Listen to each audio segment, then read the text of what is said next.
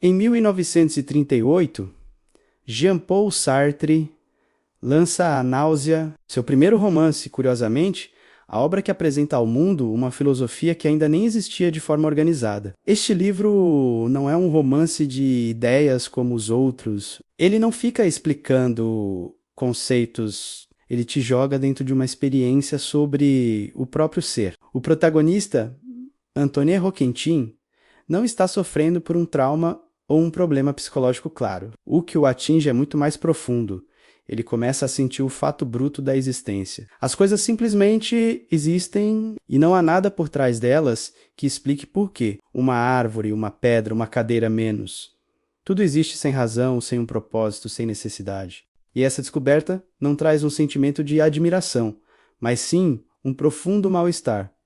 É isso que Sartre chama de náusea. Não é um enjoo físico, mas uma sensação de excesso. O mundo se torna pesado porque ele existe demais. É aqui que Sartre nos apresenta, pela literatura, a ideia de ser em si. As coisas são o que são, completas, densas, fechadas em si mesmas. Elas não pedem por um sentido, não oferecem uma explicação. Elas apenas são. Roquentin percebe que as ideias, os nomes e as histórias que criamos sobre o mundo são como um véu que cobre a realidade. Quando esse véu se rasga, a existência parece nua e crua. E isso é insuportável. O romance mostra que o absurdo não é uma falta de sentido pessoal, mas a percepção de que o mundo não precisa de sentido para existir.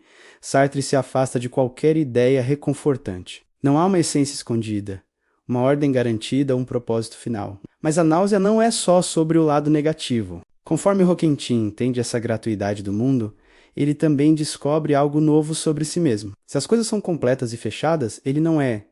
Diferente dos objetos, ele pode se distanciar do que é, refletir, negar e projetar o futuro. Mesmo sem usar os termos técnicos, Sartre já começa a desenhar o conceito de ser para si, um modo de ser marcado pela falta, pela abertura e pela instabilidade. Então, a náusea não é apenas sofrimento.